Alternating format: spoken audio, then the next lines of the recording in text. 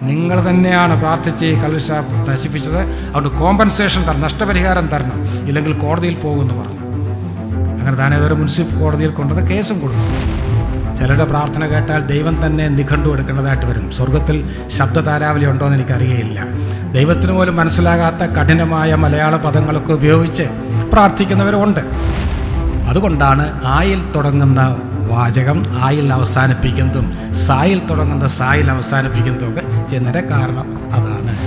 പ്രസംഗരുടെ പ്രാർത്ഥന പോലും ചിലപ്പോൾ പ്രസംഗമായിട്ടങ്ങ് മാറും. അത് ശീലം കൊണ്ട് വന്ന ഒരു കുഴപ്പമാണ്. പ്രാർത്ഥന ഒരു പബ്ലിക് പെർഫോമൻസ് അല്ലെങ്കിൽ പരസ്യമായൊരു പ്രകടനവുമല്ല. വേദപുസ്തകത്തിലെ പ്രത്യേകിച്ചും പുതിയ നിയമത്തിലെ പ്രാർത്ഥനകൾ നാം പരിശോധിച്ചാൽ, പൗലോസിൻ്റെ പ്രാർത്ഥനയാണെങ്കിലും മറ്റേത് പ്രാർത്ഥനയാണെങ്കിലും ഒരു പ്രാർത്ഥനയും യേശുവിൻ്റെ നാമത്തിൽ തന്നെ എന്ന് പറഞ്ഞ് അവസാനിപ്പിച്ചിട്ടില്ല.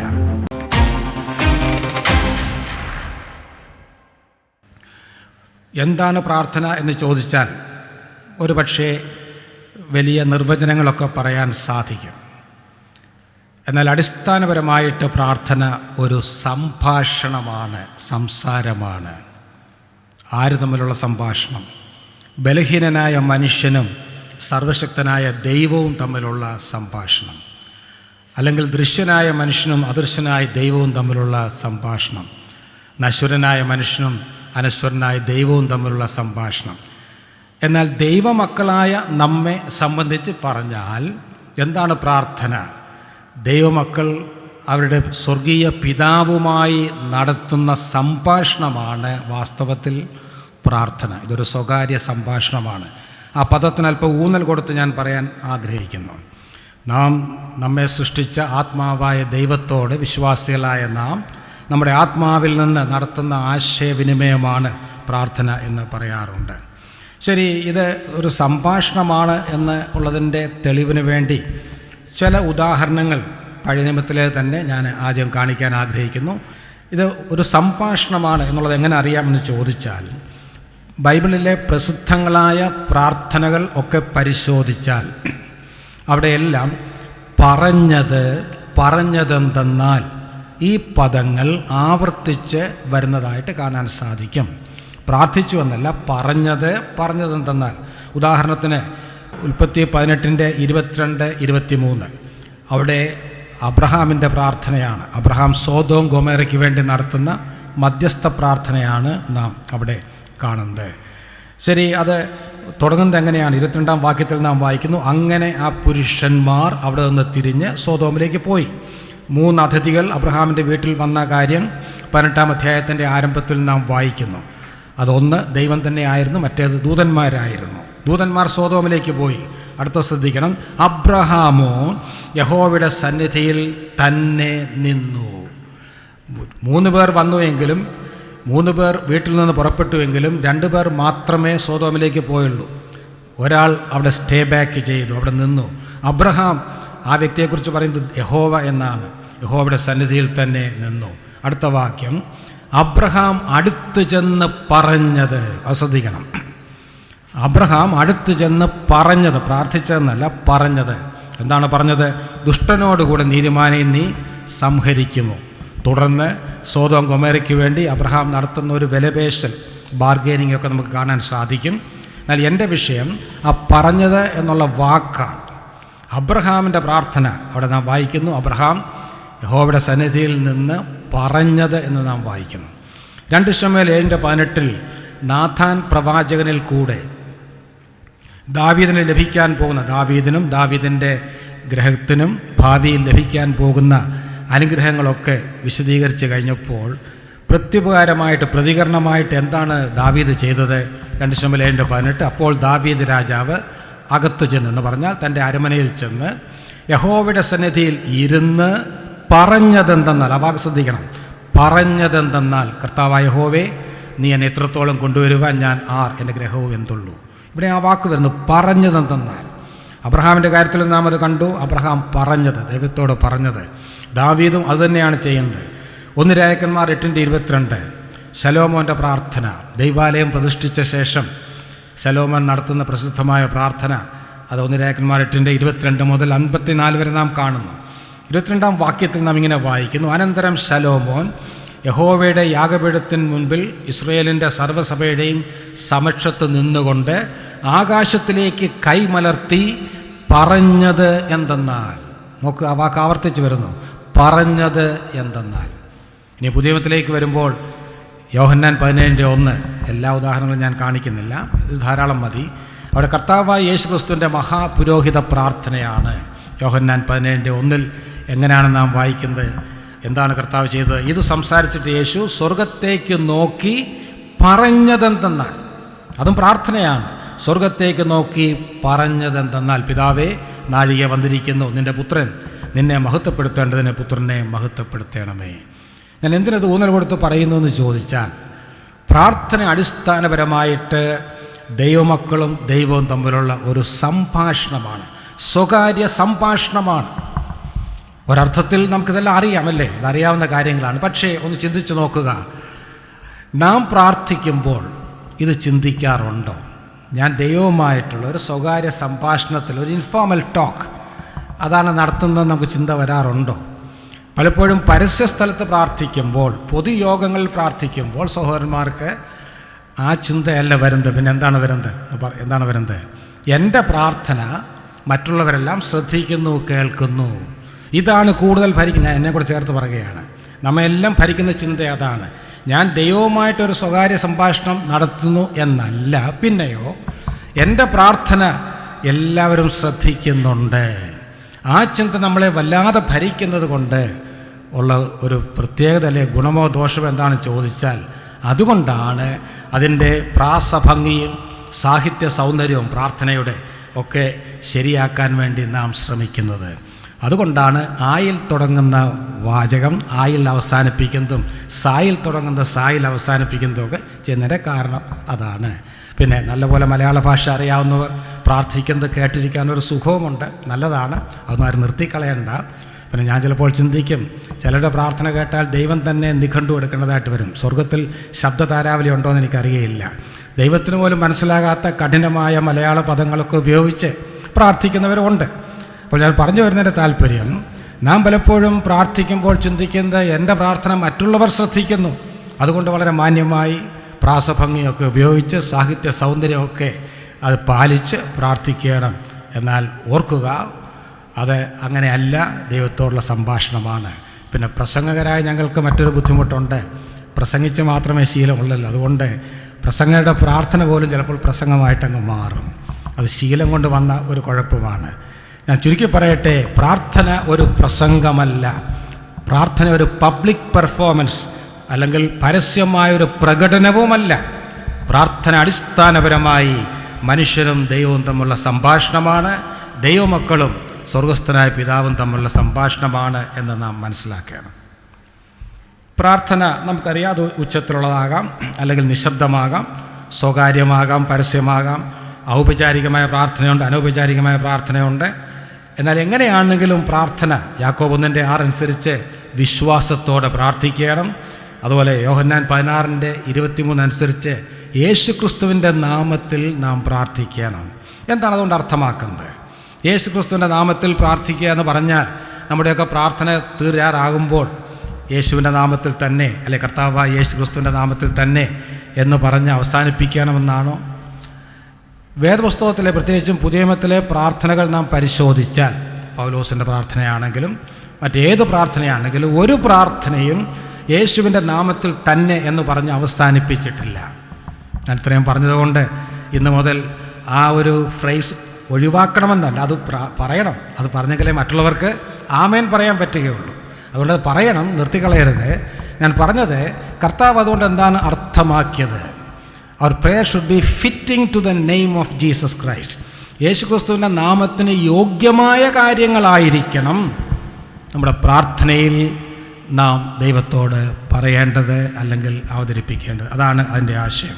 അപ്പോൾ യേശു ക്രിസ്തുവിൻ്റെ നാമത്തിലായിരിക്കണം പ്രാർത്ഥന, വിശ്വാസത്തോടെ ആയിരിക്കണം, പരിശുദ്ധാത്മാവിൻ്റെ ശക്തിയിലും സഹായത്തോടെയും ആയിരിക്കണം. റോമർ 8:26 അവിടെ പൗലോസ് എഴുതുന്നുണ്ട്, വേണ്ടും വണ്ണം പ്രാർത്ഥിക്കേണ്ടത് എങ്ങനെയെന്ന് നമുക്കറിയുകയില്ല, എന്നാൽ ആത്മാവ് തന്നെ നമ്മുടെ ബലഹീനതയ്ക്ക് തുണ നിൽക്കുന്നു. പരിശുദ്ധാത്മാവ് നമ്മുടെ ബലഹീനതയ്ക്ക് തുണ നിൽക്കുന്നു. വാസ്തവത്തിൽ the holy spirit is the divine editor in our prayers. നമ്മുടെ എല്ലാ പ്രാർത്ഥനയും പരിശുദ്ധാത്മാവാകുന്ന ദൈവം അത് എഡിറ്റ് ചെയ്ത് കറക്റ്റ് ചെയ്താണ് പിതാവിൻ്റെ സന്നിധിയിൽ അത് പ്രസൻറ്റ് ചെയ്യുന്നത്. അത് നാം അറിയുന്നില്ല എങ്ങനെയാണ് ചെയ്യുന്നതെന്നുള്ളത്, എന്നാൽ അതാണ് ആ വാക്യത്തിൻ്റെ അർത്ഥം. അതുകൊണ്ട് ഈ കാര്യങ്ങൾ ഞാൻ ആമുഖമായിട്ട് പറഞ്ഞു എന്ന് മാത്രം.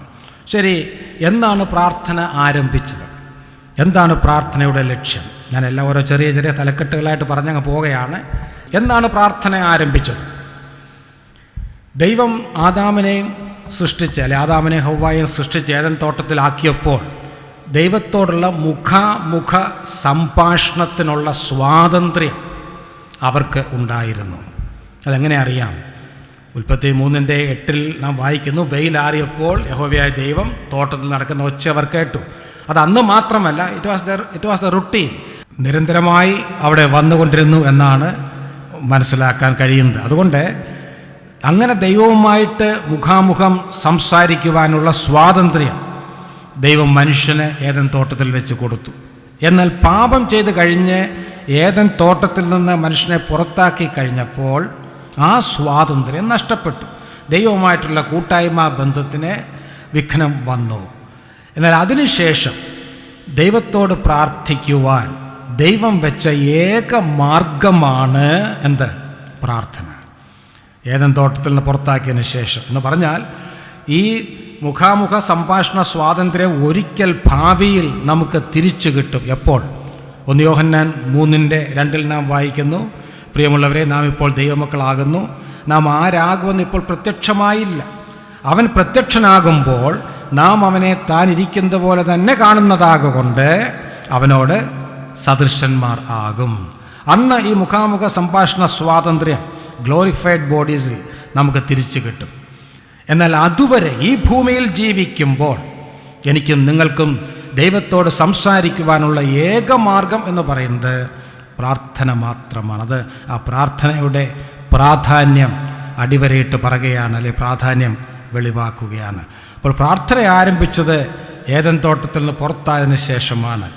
ആദാമും ഹവ്വയൊക്കെ പ്രാർത്ഥിച്ചു എന്ന് വ്യക്തമായ വാക്യങ്ങളില്ല എങ്കിലും തീർച്ചയായും അവരെല്ലാം പ്രാർത്ഥിച്ചിട്ടുണ്ട്, യാതൊരു സംശയവുമില്ല. എന്താണ് പ്രാർത്ഥനയുടെ ആത്യന്തിക ലക്ഷ്യം? അതിൻ്റെ ലക്ഷ്യം 2 കൊരിന്ത്യർ 12:7-9 വരെ വായിക്കുമ്പോൾ വ്യക്തമാണ്. നമുക്കറിയാം, അവിടെ പൗലോസിൻ്റെ പ്രാർത്ഥനയാണ്. ജഡത്തിലെ ശൂലം നീങ്ങിപ്പോകാൻ വേണ്ടി താൻ 1 2 3 വട്ടം പ്രാർത്ഥിച്ചു. ശരി, എന്താണ് മറുപടി കിട്ടിയത്? വാസ്തവത്തിൽ ആ മറുപടിക്ക് 2 ഭാഗങ്ങളുണ്ട്. എന്തിനാണ് ഈ ജഡത്തിലെ ശൂലം കൊടുത്തത് എന്നുള്ളത് പ്രാർത്ഥിച്ചു കഴിഞ്ഞപ്പോഴാണ് പൗലോസിന് മനസ്സിലായത്. 2, നേരത്തെ പ്രിയ സഹോദരൻ പറഞ്ഞ പോലെ കർത്താവ് ഒരു നോ ആൻസർ കൊടുത്തെങ്കിലും നോ ആൻസർ കൊടുക്കുമ്പോൾ അവിടെ ഫുൾ സ്റ്റോപ്പ് ഇടുകയില്ല, ഒരു കോമായിട്ടിട്ട് no but my grace is sufficient for you. കർത്താവ് നോ പറഞ്ഞു, മകനെ പൗലോസേ, ആ ശൂലം അവിടെ ഇരുന്നു കൊള്ളട്ടെ, പക്ഷേ എൻ്റെ കൃപ നിനക്ക് മതി, എൻ്റെ ശക്തി ബലഹീനതയിൽ തികഞ്ഞു വരുന്നു. ദൈവത്തിന് സ്തോത്രം. അപ്പോൾ വാസ്തവത്തിൽ പ്രാർത്ഥന കൊണ്ട് സാധിക്കേണ്ടത് ദൈവത്തിൻ്റെ ഹിതം, നാം പ്രാർത്ഥിക്കുന്ന വിഷയത്തിൽ എന്താണ് എന്ന് മനസ്സിലാക്കുക, മാത്രമല്ല ആ ഹിതം അനുസരിച്ച് ജീവിക്കാനുള്ള ദൈവകൃപ പ്രാപിക്കുക. ഇതാണ് എല്ലാ പ്രാർത്ഥനയിലും പ്രധാനമായി സംഭവിക്കേണ്ടത്. എന്താണ് കൃപ? ആ വാക്യത്തിൽ തന്നെ പറയുന്നുണ്ട്, എൻ്റെ കൃപ നിനക്ക് മതി. എന്താണ് അടുത്ത വാചകം? എല്ലാവർക്കും അറിയാവുന്ന വാക്യം, എൻ്റെ ശക്തി എൻ്റെ ബലഹീനതയിൽ തികഞ്ഞു വരുന്നു. കൃപ സമം ശക്തി. അവിടെ പറയുന്ന കൃപ സസ്റ്റെയിനിങ് ഗ്രേസ് ആണ്, നിലനിർത്തുന്ന കൃപയാണ്. രക്ഷിക്കുന്ന കൃപയെക്കുറിച്ചാണ് എഫേസ്യർ 2:8 നാം വായിക്കുന്ന, കൃപയാലല്ലോ നിങ്ങൾ വിശ്വാസം മൂലം രക്ഷിക്കപ്പെട്ടിരിക്കുന്നു. എന്നാൽ ഇത് നിലനിർത്തുന്ന കൃപയാണ്, നമ്മെ താങ്ങി നടത്തുന്ന കൃപയാണ്. അതാണ് ശക്തി, ദൈവത്തിൻ്റെ ശക്തി തന്നെയാണ്. അപ്പോൾ ദൈവത്തിൻ്റെ ഹിതം വെളിപ്പെടുത്തി കൊടുത്തു എന്ന് മാത്രമല്ല, ആ ശക്തിയും കൊടുക്കുകയാണ്. എന്നെ ആത്യന്തികമായിട്ട് എല്ലാ പ്രാർത്ഥനകൾ കൊണ്ടും ദൈവത്തിൻ്റെ നാമം മഹത്വപ്പെടണം. ദൈവത്തിൻ്റെ നാമം മഹത്വപ്പെടണം. നമ്മുടെ കർത്താവ് അത്ഭുതങ്ങൾ ചെയ്തപ്പോഴൊക്കെ നാം വായിക്കുന്നു, അതുകൊണ്ട് അവൻ അങ്ങനെ ദൈവത്തിൻ്റെ നാമത്തെ മഹത്വപ്പെടുത്തി. യോഹന്നാൻ 9 ആ പിറവിയിലെ കുരുടനായ ആ വ്യക്തിയെക്കുറിച്ച് ശിഷ്യന്മാർ ചോദിക്കുന്നു, യവൻ കുരുടനായി പിറപ്പാൻ തക്കവണ്ണം ആർ പാപം ചെയ്തു? കർത്താവ് എന്ത് പറഞ്ഞു? യവനോ അവൻ്റെ അമ്മയപ്പന്മാരോ അല്ല, പിന്നെ ദൈവപ്രവൃത്തി അവങ്കൽ വെളിവാകേണ്ടതിനത്രേ. എന്ന് പറഞ്ഞാൽ ദൈവത്തിൻ്റെ നാമത്തിൻ്റെ മഹത്വത്തിനു വേണ്ടിയാണ് അവൻ കുരുടനായി പിറന്നത്. അപ്പോൾ ചുരുക്കി പറഞ്ഞാൽ വാറൻ ബി എസ് ഒരു സ്റ്റേറ്റ്മെൻറ്റ് ഇങ്ങനെയുണ്ട്: പ്രാർത്ഥനയുടെ ഉടനടിയുള്ള ലക്ഷ്യം, ഇമ്മീഡിയറ്റ് പർപ്പസ് എന്ന് പറയുന്നത് ഭൂമിയിൽ ദൈവഹിതം നിറവേറ്റുക എന്നതാണ് ഉടനടിയുള്ള ലക്ഷ്യം. പ്രാർത്ഥനയുടെ ആത്യന്തിക ലക്ഷ്യം ദൈവത്തിൻ്റെ നിത്യമഹത്വമാണ്. അപ്പോൾ ഇത് രണ്ടുമാണ് പ്രധാനമായി നടക്കേണ്ടത്. നമ്മെ സംബന്ധിച്ച് പ്രാർത്ഥന എന്ന് പറഞ്ഞാൽ പെട്ടെന്ന് ഗെറ്റിംഗ് തിങ്സ് ഡൺ, ചില കാര്യങ്ങൾ സാധിച്ചെടുക്കുക, അതുമാത്രമായി നാം പ്രാർത്ഥനയെന്ന് പരിമിതപ്പെടുത്തി കഴിഞ്ഞു. അത് അവിശ്വാസികളും ചെയ്യുന്നുണ്ട്. ചില കാര്യങ്ങൾ സാധിച്ചെടുക്കാൻ വേണ്ടി ദൈവസന്നിധിയിൽ വരുന്നു, അപേക്ഷകൾ സമർപ്പിക്കുന്നു. അത് ദൈവം സാധിച്ചു തന്നാൽ പ്രാർത്ഥനയ്ക്ക് ഉത്തരം കിട്ടിയെന്ന് പറഞ്ഞ് വാട്സാപ്പിൽ കൂടെ നാം എല്ലാവരെയും അറിയിക്കും. എന്നാൽ പ്രിയപ്പെട്ടവരെ, അതല്ല ലക്ഷ്യം. പ്രധാന ലക്ഷ്യം എന്ന് പറഞ്ഞാൽ ദൈവവുമായിട്ടുള്ള കൂട്ടായ്മ ആസ്വദിക്കുക, ദൈവഹിതം മനസ്സിലാക്കുക, ദൈവഹിതം അനുസരിച്ച് ജീവിക്കാനുള്ള ദൈവകൃപ പ്രാപിക്കുക. ആത്യന്തികമായി നമ്മുടെ പ്രാർത്ഥനകൾ കൊണ്ട് ദൈവത്തിൻ്റെ നാമം മഹത്വപ്പെടണം. ഞാനിതൊരു പൊതുവായി ചില കാര്യങ്ങൾ പറഞ്ഞാൽ പ്രാർത്ഥനയുടെ ആരംഭവും ലക്ഷ്യവും. എന്താണ് പ്രാർത്ഥനയുടെ പ്രാധാന്യം? പ്രാർത്ഥന പ്രധാനപ്പെട്ടതാണോ? അങ്ങനെ ചോദിച്ചാൽ എല്ലാവരും പറയും പ്രാർത്ഥന പ്രധാനപ്പെട്ടതാണ്. വിശ്വാസികൾ മാത്രമല്ല, അവിശ്വാസികൾ എന്ന് നാം പറയുന്നവർ പോലും അവർ ദൈവവിശ്വാസികളാണെങ്കിൽ ഒരർത്ഥത്തിൽ അവർ പ്രാർത്ഥനയിൽ വിശ്വസിക്കുന്നുണ്ട്. നമുക്കറിയാം, ആശുപത്രികളിലൊക്കെ സന്ദർശിക്കാൻ പോകുമ്പോൾ നാം ചിലപ്പോൾ, ഇപ്പോൾ അവസരമുണ്ടോ എന്ന് എനിക്കറിയില്ല, മുമ്പൊക്കെ ചിലരോട് പ്രാർത്ഥിക്കട്ടെ എന്ന് ചോദിച്ചാൽ സാധാരണ നിലയിൽ ഒരു വ്യക്തി പോലും അവനൊരു അക്രൈസ്തവനാണെങ്കിൽ പോലും പ്രാർത്ഥിക്കണ്ട എന്ന് പറയുകയില്ല. അല്ലെങ്കിൽ അത്രമാത്രം ഒരു ഹാർഡ് കോർ ഏത്തിസ്റ്റ് ആയിരിക്കണം, ഒരു നിരീശ്വരവാദി ആയിരിക്കണം. അല്ലെങ്കിൽ പ്രാർത്ഥന എല്ലാവർക്കും ഇഷ്ടമാണ്. പ്രാർത്ഥനയിൽ അതുപോലെ പൊതുവായിട്ടൊരു വിശ്വാസം എല്ലാവർക്കും ഉണ്ട്. പ്രാർത്ഥനയെക്കുറിച്ച് ധാരാളം കാര്യങ്ങൾ പറഞ്ഞിട്ടുണ്ട്. നമ്മുടെ രാഷ്ട്രപിതാവായ ഗാന്ധിജി താൻ്റെ ക്രിസ്ത്യാനി അല്ലായിരുന്നു, നാം പ്രാർത്ഥിക്കുന്ന നിലയിൽ പ്രാർത്ഥിച്ച വ്യക്തിയുമല്ല. പക്ഷേ തൻ്റെ ഒരു പ്രസിദ്ധമായ പ്രസ്താവന ഇങ്ങനെയുണ്ട്: പ്രാർത്ഥന എന്ന് പറയുന്നത് സന്ധ്യയുടെ പൂട്ടും രാത്രിയുടെ പൂട്ടും പ്രഭാതത്തിൻ്റെ താക്കോലുമാണ്. പ്രാർത്ഥന രാത്രിയുടെ പൂട്ടും പ്രഭാതത്തിൻ്റെ താക്കോലുമാണ്. എന്താണ് താൻ അതുകൊണ്ട് അർത്ഥമാക്കിയത്? നാം ഒരു ദിവസം അവസാനിപ്പിക്കുമ്പോൾ സാധാരണ നമ്മുടെ ഗേറ്റൊക്കെ പൂട്ടാറുണ്ട്. അതുപോലെ ഒരു ദിവസത്തെ ജീവിതം നാം അവസാനിപ്പിക്കുമ്പോൾ പ്രാർത്ഥനയോടെ അത് അവസാനിപ്പിക്കണം. അടുത്ത ദിവസം ആരംഭിക്കേണ്ടത് എങ്ങനെയാണ്? പ്രാർത്ഥനയാകുന്ന താക്കോൽ ഉപയോഗിച്ച് ജീവിതം പുനരാരംഭിക്കുക. അതാണ് താൻ ഉദ്ദേശിച്ചത്. നല്ല ഒരു സ്റ്റേറ്റ്മെൻറ്റാണ്. താൻ വേദോസ്തവം പറയുന്ന നിലയിൽ പ്രാർത്ഥനയെക്കുറിച്ച് മനസ്സിലാക്കിയില്ല എങ്കിലും നമുക്ക് അനേക ഭക്തന്മാരുടെ പേരുകൾ കോട്ട് ചെയ്യാൻ കഴിയും. ഗ്രിഫിത്ത് തോമസ് പ്രസിദ്ധനായ ഒരു വേദശാസ്ത്രജ്ഞനായിരുന്നു, പണ്ഡിതനായിരുന്നു. തൻ്റെ ഒരു പ്രസ്താവന ഇങ്ങനെയുണ്ട്. പ്രസ്താവന വളരെ ലളിതമാണ്. താൻ പറയുന്നത്: it is the only ministry that can be done anywhere at any time by all Christians. എന്ന് പറഞ്ഞാൽ എല്ലാ വിശ്വാസികൾക്കും എല്ലാ സ്ഥലത്തും എപ്പോഴും ചെയ്യാൻ കഴിയുന്ന ഏക ശുശ്രൂഷയാണ് പ്രാർത്ഥന. അല്പം ചിന്തിച്ചാൽ എൻ്റെ അർത്ഥം മനസ്സിലാകും. നമുക്കറിയാം, കൃപാവരങ്ങളിലൊക്കെ വ്യത്യാസമുണ്ട്. എല്ലാ വിശ്വാസികൾക്കും ഒരുപോലെ പ്രസംഗിക്കാനുള്ള വരം ദൈവം കൊടുത്തിട്ടില്ല. അതുപോലെ പാട്ടുപാടാനുള്ള കൃപ കൊടുത്തിട്ടില്ല. അതൊക്കെ എല്ലാവർക്കും കിട്ടിയിട്ടില്ല. എന്നാൽ എല്ലാ വിശ്വാസിക്കും സ്ത്രീ പുരുഷ ഭേദമന്യേ, പ്രായഭേദമന്യേ എല്ലാവർക്കും ചെയ്യാൻ കഴിയുന്ന ഏക ശുശ്രൂഷയാണ് പ്രാർത്ഥന. ഏത് സ്ഥലത്തും ഏത് സമയത്തും. നാം ഇന്ത്യയിൽ പീഡയൊക്കെ വർദ്ധിച്ചു വരുന്നുവെന്ന് നാം പറയാറുണ്ട്. അതിനെക്കുറിച്ച് നമുക്കൊരു ആശങ്കയുണ്ട്. എത്ര പീഡ വർദ്ധിച്ചാലും ഒരു പക്ഷേ നാം പരസ്യസ്ഥലത്ത് സുവിശേഷം പ്രസംഗിക്കുന്നത് തടയുവാൻ ഭരണാധികാരികൾക്ക് കഴിയും. വീടുകൾ തോറും കയറിയിറങ്ങി ട്രാക്റ്റ് കൊടുക്കുന്നത് അവർക്ക് നിരോധിക്കാൻ കഴിയും. പക്ഷേ ഒരു വ്യക്തിയെ പിടിച്ച് ജയിലിൽ ഇട്ടാൽ പോലും ആ വ്യക്തി പ്രാർത്ഥിക്കുന്നത് തടയാൻ കഴിയുകയില്ല. എന്തുകൊണ്ട്? പ്രാർത്ഥന എന്ന് പറയുന്നത് ഒരുവൻ്റെ ഉള്ളിൽ നിന്ന് പുറപ്പെടുന്നതാണ്. അത് തടയുവാൻ ലോകത്തിൽ ഒരു ശക്തിക്കും കഴിയുകയില്ല, ഒരു ഭരണാധികാരികൾക്കും കഴിയുകയില്ല. അതുകൊണ്ടാണ് ഗ്രിഫിത്ത് തോമസ് പറഞ്ഞത്, എല്ലാ വിശ്വാസികൾക്കും എല്ലാ സമയത്തും എല്ലാ സ്ഥലത്തും ചെയ്യാൻ കഴിയുന്ന ഏക ശുശ്രൂഷയാണ് പ്രാർത്ഥന. പക്ഷെ നാം ഇതിൻ്റെ പ്രാധാന്യം മനസ്സിലാക്കിയിട്ടുണ്ടോ? നാം അത് ചെയ്യുന്നുണ്ടോ എന്ന് ഒരു ആത്മപരിശോധന നടത്തണം. വില്യം കൂപ്പർ താനൊരു ഗാനരചയിതാവായിരുന്നു, വലിയ ഭക്തനായ മനുഷ്യനായിരുന്നു. തൻ്റെ ഒരു പ്രസ്താവന ഇങ്ങനെയുണ്ട്: ഒരു ബലഹീനനായ വിശ്വാസി, അല്ലെങ്കിൽ ഏത് ബലഹീനനായ വിശ്വാസി പോലും മുട്ടിന്മേൽ നിൽക്കുന്നത് കാണുമ്പോൾ സാത്താൻ വിറയ്ക്കുന്നു എന്നാണ് അദ്ദേഹം പറഞ്ഞിട്ടുള്ളത്. ഒരു വിശ്വാസി പ്രാർത്ഥിക്കുന്നത് കാണുമ്പോൾ സാത്താൻ വിറയ്ക്കുന്നു. നമ്മുടെ ആരുടെയും പ്രസംഗം കേട്ട് സാത്താൻ വിറയ്ക്കുകയില്ല, പാട്ടുകൾ കേട്ട് സാത്താൻ വിറയ്ക്കുകയില്ല. സാത്താൻ വിറയ്ക്കുന്ന ഏക ശുശ്രൂഷ പ്രാർത്ഥന മാത്രമാണ്. അതും പ്രാർത്ഥനയുടെ പ്രാധാന്യം വിളിച്ചു പറയുകയാണ്. മറ്റൊരു ഭക്തൻ എഴുതിയിട്ടുള്ളത്, ഒരു വിശ്വാസി മുട്ടിന്മേൽ നിൽക്കുമ്പോഴാണ് അവൻ ഏറ്റവും ഉയരമുള്ളവനായി തീരുന്നത്. ശരിയാണോ? വാസ്തവത്തിൽ മുട്ടിന്മേൽ നിൽക്കുമ്പോൾ നമ്മുടെ ഉയരം കുറയുകയല്ലേ ചെയ്യുന്നത്? ശാരീരികമായി ചിന്തിച്ചാൽ മുട്ടിന്മേൽ നിൽക്കുമ്പോൾ ഉയരം കുറയുകയാണ്. പിന്നെ എന്താണ് അദ്ദേഹം അതുകൊണ്ട് അർത്ഥമാക്കിയത്? മുട്ടിന്മേൽ നിൽക്കുക എന്ന് പറഞ്ഞാൽ പ്രാർത്ഥിക്കുക എന്ന് തന്നെയാണ് അർത്ഥം. ഒരു പ്രാർത്ഥിക്കുമ്പോഴാണ് ആത്മീയമായിട്ട് ഒരു ഔന്നത്യത്തിൽ എത്തിച്ചേരുന്നത്. വാസ്തവത്തിൽ നമ്മുടെ ഭക്തിയുടെ തെറ്റിക്കൂടാത്ത പ്രധാനപ്പെട്ട അളവുകോൽ നമ്മുടെ രഹസ്യ പ്രാർത്ഥന തന്നെയാണ്. പരസ്യമായി നാം ചെയ്യുന്ന ഒരു ശുശ്രൂഷ കൊണ്ടും ഒരു വ്യക്തിയുടെ ദൈവഭക്തി അളക്കുവാൻ കഴിയുകയില്ല. നമ്മുടെ രഹസ്യത്തിലുള്ള പ്രാർത്ഥനയാണ് ദൈവം നോക്കുന്നത്. മത്തായി 6 അതിനെക്കുറിച്ച് കർത്താവ് പല പ്രാവശ്യം പറഞ്ഞിട്ടുണ്ട്. ഇങ്ങനെ ഒരു സ്റ്റേറ്റ്മെൻ്റ് ഉണ്ട്, the secret of prayer is praying in secret. പ്രാർത്ഥനയുടെ രഹസ്യം എന്ന് പറയുന്നത് രഹസ്യത്തിലുള്ള പ്രാർത്ഥനയാണ്.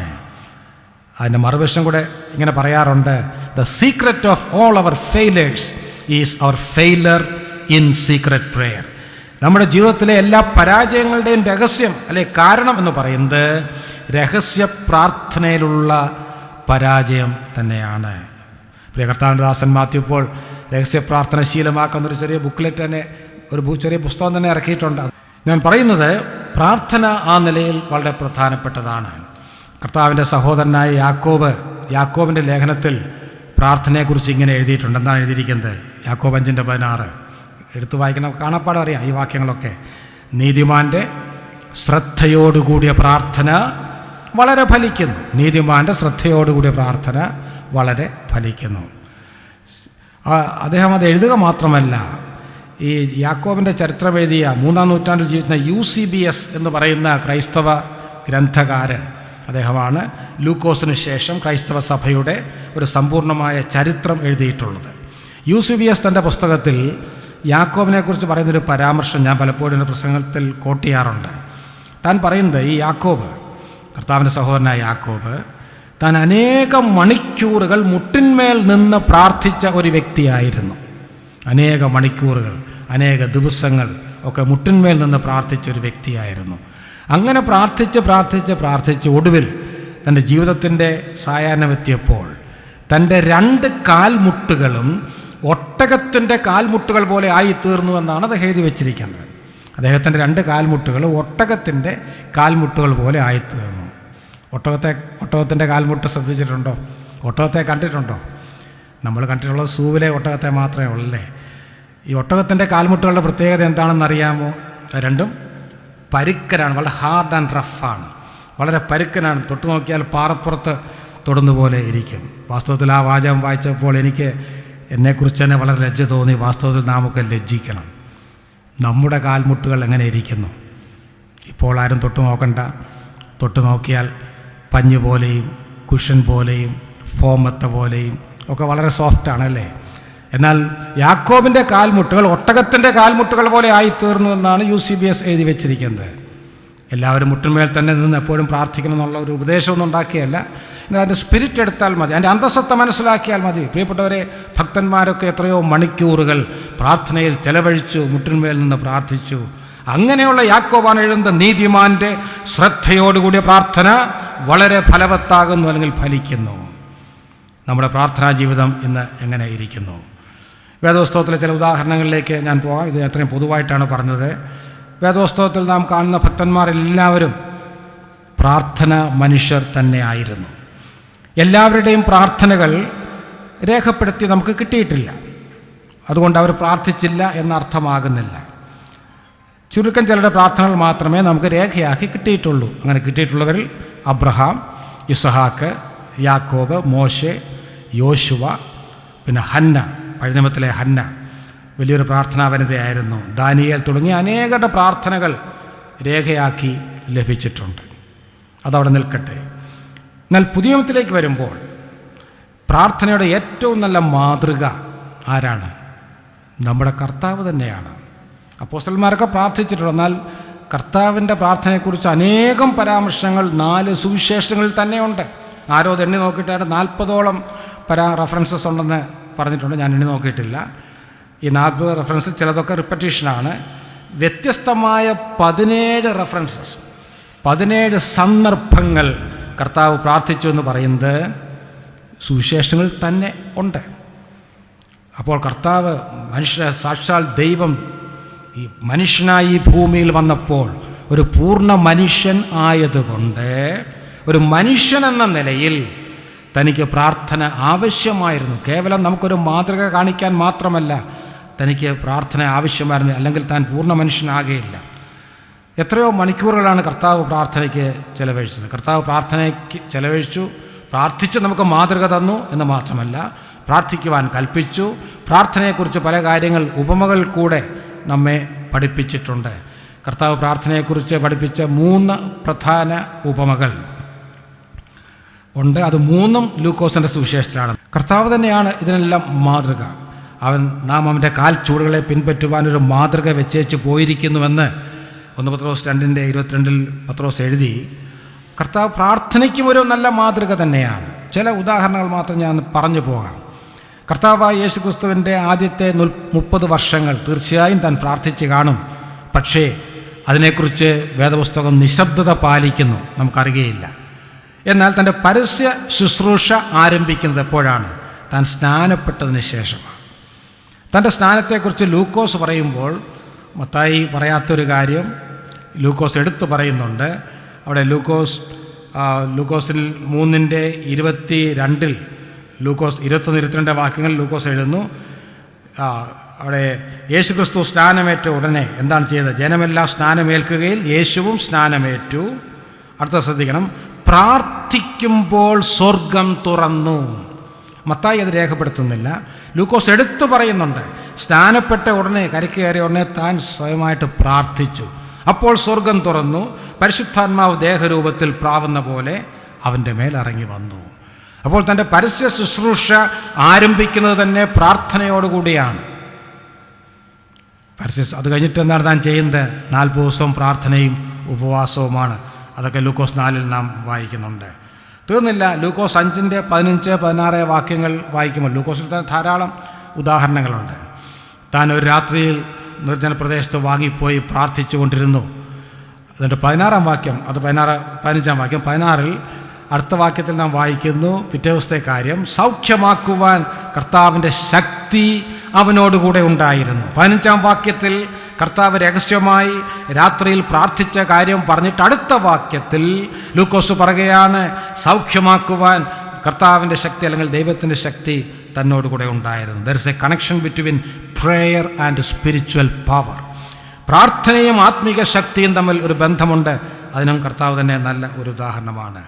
മറ്റൊരു സന്ദർഭത്തിൽ ലൂക്കോസ് 6:12 ഒരു രാത്രി മുഴുവൻ കർത്താവ് പ്രാർത്ഥിച്ചു എന്ന് ലൂക്കോസ് എടുത്തു പറയുന്നു.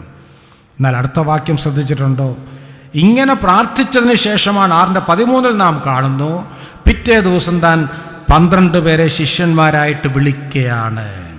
ഒരു രാത്രി മുഴുവൻ പിതാവിനോടുള്ള ആത്മീക സംഭാഷണത്തിൽ സംസർഗത്തിൽ ഏർപ്പെട്ട കർത്താവാണ് പിറ്റേ ദിവസം തൻ്റെ ശിഷ്യന്മാരെ തിരഞ്ഞെടുക്കുന്നത്. വാസ്തവത്തിൽ യേശുക്രിസ്തുവിൻ്റെ ജീവിതം പരിശോധിച്ചാൽ ജീവിതത്തിലെ പ്രധാനപ്പെട്ട ഏത് കാര്യം ചെയ്യുന്നതിന് മുമ്പേ താൻ പ്രാർത്ഥനയിൽ ദീർഘസമയം ചെലവഴിച്ചു. അത് നാം മറന്നു പോകരുത്. ഇതെല്ലാം നമുക്കൊരു മാതൃക തന്നെയാണ്. താൻ ശരി എങ്ങനെയാണ് കർത്താവ് ഓരോ ദിവസവും ആരംഭിച്ചത്? ഞാൻ ഒറ്റപ്പെട്ട സംഭവങ്ങൾ പറഞ്ഞു. ഓരോ ദിവസവും താൻ എങ്ങനെയാണ് ആരംഭിച്ചത്? പ്രാർത്ഥനയോടുകൂടെ പരസ്യ ശുശ്രൂഷ ആരംഭിച്ചു. 40 ദിവസം താൻ പ്രാർത്ഥിക്കുകയും ഉപവസിക്കുകയൊക്കെ ചെയ്തു. രാത്രിയിൽ പ്രാർത്ഥിച്ചായിരിക്കും നാം വായിക്കുന്നു. ഓരോ ദിവസവും രാവിലെ എങ്ങനെയാണ് താൻ ആരംഭിച്ചത്? അത് മർക്കോസ് വ്യക്തമായിട്ട് പറയുന്നു.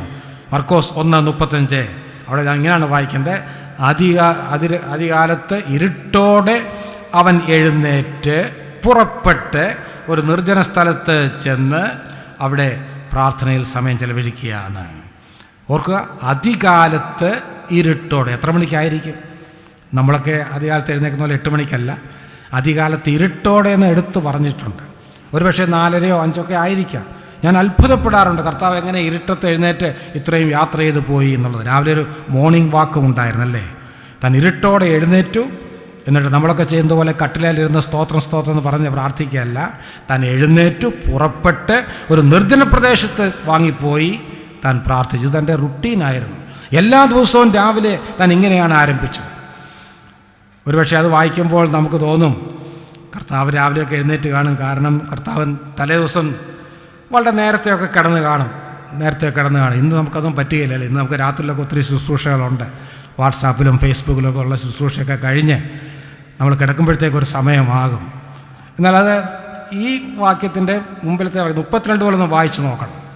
വാസ്തവത്തിൽ കർത്താവ് അധികാലത്ത് ഇരുട്ടോടെ എഴുന്നേറ്റ് നിർജ്ജന പ്രദേശത്ത് വാങ്ങിപ്പോയി പ്രാർത്ഥിച്ചു കൊണ്ടിരുന്നു എന്ന് പറയുന്ന മർക്കോസ് 32-ാം വാക്യത്തിൽ തൻ്റെ തലേ ദിവസത്തെ ശുശ്രൂഷകളെക്കുറിച്ച് പറയുന്നുണ്ട്. സന്ധ്യയായപ്പോൾ ഒരു പട്ടണം മുഴുവൻ അവിടെ കൂടി വന്നു.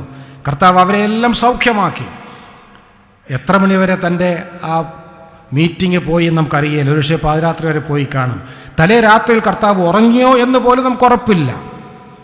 ഉറങ്ങിയാലും ഇല്ലെങ്കിലും തൻ്റെ രാവിലത്തെ പതിവ് താൻ തെറ്റിച്ചില്ല. അധികാലത്ത് ഇരുട്ടോടെ താൻ എഴുന്നേറ്റു. പ്രിയപ്പെട്ടവരെ, കർത്താവ് ഇത്രമാത്രം പ്രാർത്ഥനയ്ക്ക് വേണ്ടി സമയം വേർതിരിച്ചുവെങ്കിൽ, പ്രാർത്ഥനയ്ക്ക് പ്രാധാന്യം കൊടുത്തുവെങ്കിൽ, ഞാനും നിങ്ങളും എത്രയോ അധികം പ്രാർത്ഥിക്കേണ്ടതായിട്ടിരിക്കുന്നു. പ്രാർത്ഥന തീർച്ചയായും വളരെ പ്രധാനപ്പെട്ട തന്നെയാണ്. ശരി, ഇനി മുന്നോട്ട് പോകുമ്പോൾ കർത്താവിൻ്റെ അന്ത്യ അത്താഴത്തിന് ശേഷം യോഹന്നാൻ 17 കാണുന്ന ആ പ്രാർത്ഥന കഴിഞ്ഞ്, മഹാപുരോഹിത പ്രാർത്ഥന കഴിഞ്ഞ് തൻ്റെ അറസ്റ്റിന് മുമ്പ് ശിഷ്യന്മാരോടൊപ്പം യേശു ഒലിവ് മലയിലെ ഗത്സമന തോട്ടത്തിലേക്ക് നടന്നു. അവിടെ ചെന്ന് ശിഷ്യന്മാരെ വിട്ട് കുറച്ചു ദൂരം പോയി എന്നൊക്കെ നാം വായിക്കുന്നുണ്ട്. ഈ ഗത്സമനയിലെ പ്രാർത്ഥന മത്തായിയും മർക്കോസും ലൂക്കോസും ഒക്കെ രേഖപ്പെടുത്തുന്നു. എന്നാൽ അവിടെയും ലൂക്കോസിൻ്റെ സുവിശേഷത്തിൽ ഒരു വാക്ക് അഡീഷണലായിട്ട് വരുന്നുണ്ട്. ലൂക്കോസ് 22:39 കുറിക്കുക. അവിടെ യേശു പതിവ് പോലെ ഒലിവ് മലയിലേക്ക് പോയി, ശിഷ്യന്മാർ അവനെ അനുഗമിച്ചു. ശ്രദ്ധിക്കണം ആ വാക്ക്, പതിവ് പോലെ. നാം ചിന്തിക്കുന്നത് ഈ ഗത്സമനയിലോട്ട് പോയത് അല്ലെങ്കിൽ ഒലിവ് മലയിലേക്ക് പോയത് ഒരു ഒറ്റപ്പെട്ട സംഭവം ആണെന്നാണ്. അങ്ങനെയല്ല, അത് തൻ്റെ പതിവായിരുന്നു. എല്ലാ ദിവസവും രാവിലെ അധികാലത്ത് എഴുന്നേറ്റ് പ്രാർത്ഥിക്കാൻ സമയം വേർതിരിച്ചതുപോലെ രാത്രിയിൽ പതിവ് പോലെ താൻ ഒലിവ് മലയിലേക്ക് പോയി പ്രാർത്ഥിച്ചിരുന്നു. അത് പ്രത്യേകം ലൂക്കോസ് രേഖപ്പെടുത്തുന്നു. അപ്പോൾ തൻ്റെ ശീലമായിരുന്നു എന്നൊക്കെ മനസ്സിലാക്കാൻ കഴിയും. അങ്ങനെയുള്ള പ്രാർത്ഥനയിൽ ഒടുവിലത്തെ പ്രാർത്ഥനയാണ് നാം ഗത്സമനത്തോട്ടത്തിലെ പ്രാർത്ഥന എന്ന് വിളിക്കുന്നത്. അവിടെയും തീരുന്നില്ല. ഗത്സമനയിലെ പ്രാർത്ഥന കഴിഞ്ഞപ്പോൾ കർത്താവിൻ്റെ പ്രാർത്ഥന കഴിഞ്ഞോ? പിന്നെ കർത്താവ് പ്രാർത്ഥിച്ചിട്ടുണ്ടോ? ഒന്ന് ആലോചിച്ച് നോക്കുക. പിന്നെ പ്രാർത്ഥിച്ചിട്ടുണ്ടോ? അതോ അതായിരുന്നു അവസാനത്തെ പ്രാർത്ഥന ഈ ഭൂമിയിലെ? വീണ്ടും പ്രാർത്ഥിച്ചപ്പോൾ ക്രൂശിൽ കിടന്നപ്പോൾ ക്രൂശിലെ പ്രസിദ്ധമായ 7 മൊഴികൾ, പ്രസിദ്ധങ്ങളായ 7 മൊഴികളിൽ 3 മൊഴികളും പ്രാർത്ഥനകളാണ്. നാം മറക്കരുത്. ക്രൂശിലെ പ്രസിദ്ധമായ 7 മൊഴികളിൽ 3 മൊഴികളും പ്രാർത്ഥനകൾ തന്നെയാണ്. എന്താണ് താൻ ആദ്യം പ്രാർത്ഥിക്കുന്നത്? പിതാവേ, ഇവർ ചെയ്യുന്നത് ഇന്നൊന്നറിയായികൊണ്ട് അവരോട് ക്ഷമിക്കണമേ. അതിനെക്കുറിച്ച് അല്പം കൂടെ പിന്നെ വിശദീകരിക്കും. രണ്ടാമത്, എൻ്റെ ദൈവമേ നീ എന്നെ കൈവിട്ടത് എന്ത് എന്ന് താൻ പ്രാർത്ഥിക്കുന്നു. എന്നിട്ട് ലൂക്കോസ് 21:47 നാം വായിക്കുന്നു. ഒടുവിൽ, പിതാവേ, ഞാൻ എൻ്റെ ആത്മാവിനെ തൃക്കൈയിൽ ഏൽപ്പിക്കുന്നു നിലവിളിച്ചു പറഞ്ഞു. ഇത് പറഞ്ഞിട്ട് പ്രാണനെ വിട്ടു.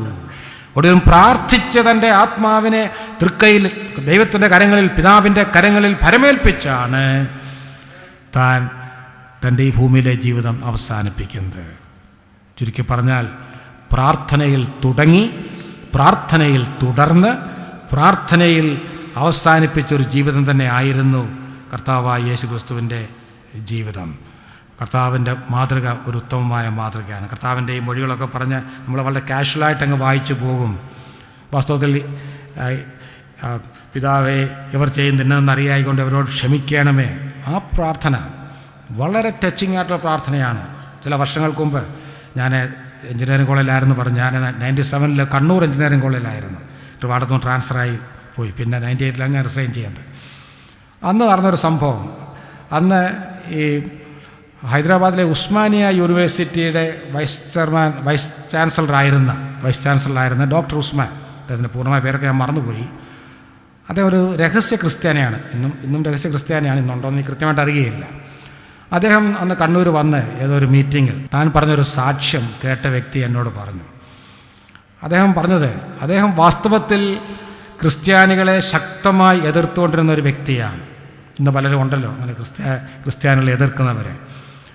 അതുകൊണ്ട് എന്ത് പറ്റി, ഈ ക്രിസ്ത്യാനികളെ എതിർക്കുന്നവർക്കൊരു ഗുണമുണ്ട്. എന്താണ് ഗുണമെന്നറിയാമോ? അവർ നമ്മളെക്കാൾ കൂടുതൽ ബൈബിൾ വായിക്കും. കാരണം ബൈബിളിലെ തെറ്റ് കണ്ടുപിടിക്കാനാണ് അവർ ശ്രമിക്കുന്നത്. അതുകൊണ്ട് വളരെ ശ്രദ്ധിച്ച്, നമ്മളെ വായിക്കുന്ന പോലെയല്ല, വളരെ ശ്രദ്ധിച്ചെല്ലാം വായിക്കും. അങ്ങനെ താൻ പറയുന്നത്, താൻ ഒരു ദിവസം പുതിയ നിയമത്തിൽ ലൂക്കോസ് 23 ഇങ്ങനെ വായിച്ചുകൊണ്ടിരിക്കുകയാണ്. അതിന് മുമ്പുള്ള ഭാഗങ്ങളൊക്കെ താൻ വായിച്ചിട്ടുണ്ട്. ലൂക്കോസ് 23 പലപ്പോഴും താൻ വായിച്ചിട്ടുണ്ട്. അന്ന് ഈ പ്രാർത്ഥനയിലേക്ക് താൻ വന്നു. 21:34 ആ പ്രാർത്ഥന വരുന്നത്. പിതാവേ, ഇവർ ചെയ്യുന്നതെന്നറിയായിക്കൊണ്ട് അവരോട് ക്ഷമിക്കണമേ. അദ്ദേഹം പറഞ്ഞ കാര്യം ഞാൻ കോട്ട് ചെയ്യുകയാണ്. അദ്ദേഹം പറഞ്ഞത്, അന്ന് ആ വാചകം വായിച്ചു കഴിഞ്ഞപ്പോൾ പിന്നെ അടുത്ത വാക്യത്തിലേക്ക് പോകാൻ തനിക്ക് കഴിഞ്ഞില്ല എന്നാണ് പറയുന്നത്. വല്ലാതെ തന്നെ ആ വാചകം സ്പർശിച്ചു. പിതാവേ, ഇവർ ചെയ്യുന്നതെന്നറിയായിക്കൊണ്ട് അവരോട് ക്ഷമിക്കണമേ. എപ്പോഴാണ് പ്രാർത്ഥിച്ചത്? കർത്താവിൻ്റെ സ്വർഗാരോഹണമൊക്കെ കഴിഞ്ഞ് സ്വർഗത്തിൽ ചെന്നപ്പോൾ പിതാവിനെ കണ്ടപ്പോൾ പറഞ്ഞതല്ല, പിതാവേ പോകട്ടെ, കാര്യമൊക്കെ കഴിഞ്ഞല്ലോ, അവരോടങ്ങ് ക്ഷമിച്ചേര്. അങ്ങനെ പറഞ്ഞാൽ മനസ്സിലാക്കാം. എന്നാൽ ക്രൂശിൽ അതിവേദന എടുക്കുമ്പോൾ, രക്തം ധാരധാരയായി ഒഴുകുമ്പോൾ, തലയിൽ മുൾമുടിയുണ്ട്, പുറമെല്ലാം ഉഴവുചാലുകൾ പോലെ നീളത്തിൽ കീറപ്പെട്ട് അങ്ങനെ കിടക്കുന്ന ഒരു വ്യക്തിക്ക് ഇങ്ങനെ ഒരു പ്രാർത്ഥിക്കാൻ എങ്ങനെ സാധിക്കും? ഇത് തന്നെ വല്ലാതെ ചിന്തിപ്പിച്ചു. തീർന്നില്ല. എന്നിട്ട് താൻ പറയുന്നത്, ഈ പ്രാർത്ഥന വായിച്ചപ്പോൾ ഖുറാനിലാണോ ഹദീസുകളിലാണോ എന്ന് എനിക്ക് അറിയത്തില്ല, എനിക്ക് അത്രത്തോളം അവരുടെ ലിറ്ററേച്ചർ പരിചയമല്ല, താനൊന്ന് പറഞ്ഞു തരാം, ഞാൻ മറന്നുപോയി. അദ്ദേഹം പറഞ്ഞത്, ഏതോ ഒരു ഭാഗത്ത് മുഹമ്മദ് നബി ആയുഷ്പര്യന്തം പ്രാർത്ഥിച്ചൊരു പ്രാർത്ഥനയെക്കുറിച്ചുള്ളൊരു പരാമർശമുണ്ട്. അദ്ദേഹം പറഞ്ഞതാണ്, മുഹമ്മദ് നബിക്ക് അനേകം ശത്രുക്കളുണ്ടായിരുന്നു. തൻ്റെ ഒരു അങ്കിൾ തന്നെ തൻ്റെ ശത്രുവായിരുന്നു. ഒരു ദിവസം പോലും മുടങ്ങാതെ ഇദ്ദേഹം അള്ളാഹുവിനോട് പ്രാർത്ഥിച്ചു, ഈ മനുഷ്യനെ നശിപ്പിക്കണമെന്ന് പ്രാർത്ഥിച്ചു. ഈ 2 പ്രാർത്ഥനകൾ ഡോക്ടർ ഉസ്മാൻ താരതമ്യം ചെയ്തു. താൻ പറയുന്നത്, ഒരു പ്രവാചകൻ, നബിക്ക് ഇത്രയൊക്കെ ചെയ്യാൻ കഴിയുകയുള്ളൂ. യേശുക്രിസ്തുവിന് ഇങ്ങനെ പ്രാർത്ഥിക്കാൻ കഴിഞ്ഞെങ്കിൽ എന്താണത് വ്യക്തമാക്കുന്നത്? ഖുറാൻ പറയുന്നത് പോലെ താൻ കേവലം ഒരു പ്രവാചകനല്ല, നബിയല്ല, പിന്നെയോ താൻ അവകാശപ്പെട്ടതുപോലെ സാക്ഷാൽ ദൈവമാണ്, ദൈവപുത്രനാണ്. ഡോക്ടർ ഉസ്മാൻ ധാരാളം സുവിശേഷം കേട്ടിട്ടുള്ള വ്യക്തിയാണ്. അന്ന് തൻ്റെ കിടക്കയ്ക്കരികെ മുട്ടുമടക്കി യേശുക്രിസ്തുവിനെ ഡോക്ടർ ഉസ്മാൻ തൻ്റെ രക്ഷിതാവും കർത്താവുമായി സ്വീകരിച്ചു. ദൈവത്തിന് സ്തോത്രം. ഞാൻ പറയുന്നത്, കർത്താവിൻ്റെ പ്രാർത്ഥനയുടെയൊക്കെ സ്വാധീനം ഇന്നും ഉണ്ട്. നാം പലപ്പോഴും ഇതൊക്കെ വളരെ കാഷ്വലായിട്ട് അങ്ങ് വായിച്ചു പോകും. തൻ്റെ ഓരോ പ്രാർത്ഥനാ വാചകങ്ങളും താൻ പറഞ്ഞ കാര്യങ്ങളൊക്കെ അത്രമാത്രം ശക്തമായ സ്വാധീനം ഇന്നും ചെലുത്തുന്നുണ്ട്. അതിടയ്ക്ക് കയറി അങ്ങ് പറഞ്ഞതാണ്. ശരി, അങ്ങനെ ക്രൂസിൽ പ്രാർത്ഥിച്ചു. പ്രാർത്ഥന അവിടെ, ഈ ഭൂമിയിലെ പ്രാർത്ഥന അവസാനിച്ചു. ഇന്ന് കർത്താവ് എന്ത് ചെയ്യുകയാണ്? പ്രാർത്ഥന തീർന്നോ? എന്ത് തോന്നുന്നു? പ്രാർത്ഥന തീർന്നോ അതോടെ? ഇല്ല. റോമർ 8:34 കുറിക്കുക. അവിടെ എന്താണ് നാം വായിക്കുന്നത്? അവരിന്ന് പിതാവിൻ്റെ വലത്ത് ഭാഗത്ത് നമുക്ക് വേണ്ടി പക്ഷപാതം ചെയ്യുകയാണ്. കർത്താവിൻ്റെ പ്രാർത്ഥന ഈ ഭൂമിയിലെ ജീവിതവും ക്രൂശുമരണവും തീർന്നപ്പോൾ അവസാനിച്ചില്ല.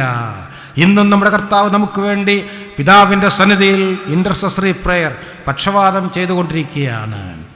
ഞാനത് വായിക്കുമ്പോൾ ഇങ്ങനെ ചിന്തിക്കാറുണ്ട്, വാസ്തവത്തിൽ ഞാനും നിങ്ങളും നമുക്ക് വേണ്ടി പ്രാർത്ഥിക്കുന്നതിനേക്കാൾ, മറ്റുള്ളവർക്ക് വേണ്ടി പ്രാർത്ഥിക്കുന്നതിനേക്കാൾ അധികമായി നമ്മുടെ കർത്താവ് നമുക്ക് ഓരോരുത്തർക്കും വേണ്ടി പ്രാർത്ഥിക്കുന്നുണ്ട്. ദൈവത്തിന് സ്തോത്രം. നാം അത് ചിന്തിക്കാറില്ല. അതുകൊണ്ടാണ് നാമൊക്കെ വിശ്വാസത്തിൽ നിലനിന്ന് പോരുന്നത്. കർത്താവ് പത്രോസിനോട് പറഞ്ഞല്ലോ, നിന്നെ കാറ്റുപോലെ പാറ്റേണ്ടതിന് സാത്താൻ അനുവാദം ചോദിച്ചു, ഞാനോ നിൻ്റെ വിശ്വാസം പോയി പോകാതിരിക്കേണ്ടതിന് നിനക്ക് വേണ്ടി അപേക്ഷിച്ചു. പ്രിയപ്പെട്ടവരെ, നാം അറിയുന്നില്ല. നാം ഒരുപക്ഷെ ചില ദിവസങ്ങളിലൊക്കെ പ്രാർത്ഥിക്കാൻ മറന്നു പോകും. നമ്മുടെ ബലഹീനത കൊണ്ട്. ആത്മാവോ ഒരുക്കമുള്ളത് ജഡമോ ബലഹീനം എന്ന് കർത്താവ് പറഞ്ഞു. എന്നാൽ കർത്താവ് മറക്കുകയില്ല. കർത്താവ് നമുക്ക് ഓരോരുത്തർക്കും വേണ്ടി എന്നും എപ്പോഴും പക്ഷപാതം ചെയ്തുകൊണ്ടിരിക്കുകയാണ്. നമ്മുടെ കർത്താവിൻ്റെ പ്രാർത്ഥനാ ജീവിതം ആ സ്നാനപ്പെട്ട സമയം മുതൽ ഇന്ന് ചെയ്യുന്നവരെയുള്ള കാര്യങ്ങൾ ഞാനൊന്ന് ഓടിച്ച് പറഞ്ഞു. എല്ലാം വന്നില്ല, എന്നാൽ പ്രധാനപ്പെട്ടതെല്ലാം ഞാൻ പറഞ്ഞു. എന്താണ് ഇതിൽ നിന്ന് നമുക്ക് മനസ്സിലാക്കാൻ കഴിയുന്നത്? നമ്മുടെ കർത്താവ് പ്രാർത്ഥനയ്ക്ക് വളരെ പ്രാധാന്യം കൽപ്പിച്ചു. ഞാൻ പറഞ്ഞല്ലോ, തൻ്റെ ജീവിതം കൊണ്ട് തന്നെ താൻ മാതൃക കാണിച്ചു. താൻ പ്രാർത്ഥനയെക്കുറിച്ച് പഠിപ്പിച്ചിട്ടുണ്ട്. പ്രാർത്ഥനയെക്കുറിച്ചുള്ള ഉപമകൾ താൻ പറഞ്ഞിട്ടുണ്ട്. അതുകൊണ്ട് ആ ഭാഗം ഞാൻ അത്രയും വിട്ടിട്ട് കുറച്ച് പ്രായോഗികമായ ചില കാര്യങ്ങളിലേക്ക് പെട്ടെന്ന് വരികയാണ്. ശരി, ഇത്രയൊക്കെ പ്രാർത്ഥനയെക്കുറിച്ച് കേട്ടു. ശരി, പ്രാർത്ഥനയ്ക്ക് പ്രാധാന്യമുണ്ടോ എന്ന് ചോദിച്ചാൽ നമ്മളെല്ലാവരും യെസ് എന്ന് പറയും. എന്നാൽ എൻ്റെ ചോദ്യം അതല്ല. പ്രാർത്ഥന ഇത്രമാത്രം പ്രധാനപ്പെട്ടതാണ്. നാം ചിലപ്പോഴൊക്കെ പറയാറുണ്ട്, പ്രാർത്ഥന എന്ന് പറയുന്നത് അദൃശ്യനായ ദൈവത്തിൻ്റെ കരങ്ങളെ ചലിപ്പിക്കുന്ന ശക്തിയാണ്. പ്രാർത്ഥനയാൽ സാധിക്കാത്ത കാര്യം എന്തുള്ളൂ എന്നൊക്കെ നാം പാട്ട് പാടാറുണ്ടല്ലേ. ചിലരൊക്കെ ആരോ തമാശയായിട്ട് പറഞ്ഞിട്ടുണ്ട്, ഈ വിശ്വാസികൾ ഏറ്റവും കൂടുതൽ കള്ളം പറയുന്നത് പാട്ട് പാടുമ്പോഴാണ്. പാട്ട് പാടണ്ട എന്നല്ല, ഇങ്ങനെയൊക്കെ നമ്മൾ പാടും. വലിയ വലിയ അവകാശവാദങ്ങളൊക്കെയാണ് പാട്ടിൽ കൂടെ നാം അവതരിപ്പിക്കുന്നത്. എന്നാൽ വാസ്തവത്തിൽ നാം അത് വിശ്വസിക്കുന്നുണ്ടോ? നമ്മുടെ പ്രാർത്ഥനാ ജീവിതം എങ്ങനെ ഇരിക്കുന്നു? എൻ്റെ പിതാവിനെക്കുറിച്ച് പ്രിയ സഹോദരൻ ഓർപ്പിച്ചു, KV ജോൺ പത്തനാപുരം. പപ്പ പുതിയ നിയമത്തിലെ എല്ലാ പുസ്തകങ്ങൾക്കും വ്യാഖ്യാനം എഴുതിയിട്ടുണ്ട്. പഴയ നിയമത്തിലെ 13 പുസ്തകങ്ങൾ എന്ന് പറഞ്ഞാൽ സങ്കീർത്തന ഭാഷ്യവും ചെറിയ പ്രവചന ഭാഷ്യവും. പപ്പായുടെ ഒരു ബയോഗ്രഫി പൊൻതൂലിക എന്ന പേരിൽ ലിജോ വർഗീസ് പാലവറ്റം പപ്പായുടെ ബയോഗ്രഫി ഇറക്കി. എന്ന് പറഞ്ഞാൽ പപ്പായ ഒരു ഇൻ്റർവ്യൂ ചെയ്തും മറ്റു പലരും പപ്പായെക്കുറിച്ച് എഴുതിയിട്ടുള്ളതും ചേർത്ത് ഒരു പുസ്തകം ഇറക്കിയിട്ടുണ്ട്. നിങ്ങൾ ചിലരെങ്കിലും കണ്ടു കാണും. ഞാൻ അതിനകത്ത് ഒരു ഇൻ്റർവ്യൂ സമയത്ത് ഈ ലിജോ ഒരു ചോദ്യം ചോദിക്കുന്നുണ്ട് പപ്പായുടെ പിതാവും ഗ്രാൻഡ് ഫാദറും അവരെല്ലാം മർത്തോമ സഭയിലെ വിശ്വാസികളായിരുന്നു. അക്കാലത്തെ അവരുടെ പരിജ്ഞാനമനുസരിച്ച് അവർ രക്ഷിക്കപ്പെട്ടവരും പ്രാർത്ഥിക്കുന്നവരും ഭക്തിയോടെ ജീവിച്ചവരുമാണ്. പപ്പായുടെ ഗ്രാൻഡ് ഫാദർ, എൻ്റെ ഗ്രാൻഡ് ഫാദറല്ല, പപ്പായുടെ ഗ്രാൻഡ് ഫാദർ 120 വയസ്സ് വരെ ജീവിച്ച വ്യക്തിയാണ്. പപ്പായുടെ ഫാദർ 105 വയസ്സ് വരെ ജീവിച്ചു. പപ്പ 93 വയസ്സ് വരെ ജീവിച്ചുള്ളൂ. അപ്പോൾ അറിയാമല്ലോ, ഞങ്ങളുടെയൊക്കെ പ്രായം കുറഞ്ഞു വരികയാണ്. ഞാൻ പറഞ്ഞത്, അപ്പോൾ ഈ പപ്പായുടെ ഗ്രാൻഡ് ഫാദറിനെ കുറിച്ചൊരു ചോദ്യം ചോദിക്കുന്നുണ്ട്. അപ്പോൾ എങ്ങനെയായിരുന്നു നിങ്ങളുടെ കുടുംബ പ്രാർത്ഥന? അതാണ് ചോദ്യം. അപ്പോൾ പപ്പ പറയുന്നത്, പപ്പ ബാലനാണ്. ഈ അന്ന് ഗ്രാൻഡ് ഫാദർ ഒരു കൂട്ടുകുടുംബം പോലെ എല്ലാവരും ഒരുമിച്ച് താമസിക്കുകയാണല്ലോ. അപ്പോൾ ഈ ഗ്രാൻഡ് ഫാദറാണ് പ്രാർത്ഥന ലീഡ് ചെയ്യുന്നത്. അപ്പോൾ അന്ന് പറഞ്ഞത് ഓർക്കണം, ഇന്നേക്ക് 80 വർഷങ്ങളോ അത് കൂടുതലോ മുമ്പുള്ള കാര്യമായി പറയുന്നത്. അന്ന് വെറും കുടിലിൽ താമസിക്കുന്ന കാലം, ഇന്നത്തെ പോലെ ഇലക്ട്രിസിറ്റി ഇല്ല. എങ്കിലും സന്ധ്യ ആയിക്കഴിഞ്ഞാൽ എല്ലാവരെയും വിളിച്ചു വരുത്തി കുടുംബ പ്രാർത്ഥന ആരംഭിക്കും. അന്നത്തെ കുടുംബ പ്രാർത്ഥന ഇന്നത്തെ പോലല്ല. കുടുംബ പ്രാർത്ഥന വെച്ചാൽ ആദ്യം ഒരു പാട്ട് പാടും, പിന്നെ പഴയ നിയമത്തിലൊരു ഭാഗം വായിക്കും, പിന്നെ ഒരു പാട്ട് പാടും, പുതിയ നിയമത്തിലൊരു ഭാഗം വായിക്കും, മൂന്നാമതൊരു പാട്ട്, അതിനുശേഷം സങ്കീർത്തനം വായിക്കും. ഇതെല്ലാം ഓർത്ത് നോക്കണം. ഇത്രയും ഒക്കെ വായിച്ചു വരുമ്പോഴത്തേക്ക് നമ്മളിന്ന് പലപ്പോഴും ചെയ്യുന്നത് 5 വാക്യം 10 വാക്യമൊക്കെയാണ് അല്ലേ. ഞാൻ എന്നെക്കൂടെ ചേർത്ത് പറയുകയാണ്. എന്നാൽ അന്ന് അങ്ങനെ എല്ലാം ഓരോ അധ്യായങ്ങളാണ് വായിക്കുന്നത്. ഇതെല്ലാം കഴിഞ്ഞിട്ട് ഈ വല്യപ്പച്ചൻ്റെ ദീർഘമായൊരു പ്രാർത്ഥനയുണ്ട്. പ്രാർത്ഥന തീരുന്നതിന് മുമ്പ് കുഞ്ഞുങ്ങളൊക്കെ ഉറങ്ങും, അത് വേറൊരു വിഷയം. ഇതെല്ലാം കൂടെ കഴിയുമ്പോൾ പപ്പ പറയുന്നത് ഏതാണ്ട് 1.5 മണിക്കൂർ എടുക്കുമെന്നാണ്. പപ്പയുടെ ബാല്യത്തിലെ കാര്യം ഓർത്ത് പറയുകയാണ്.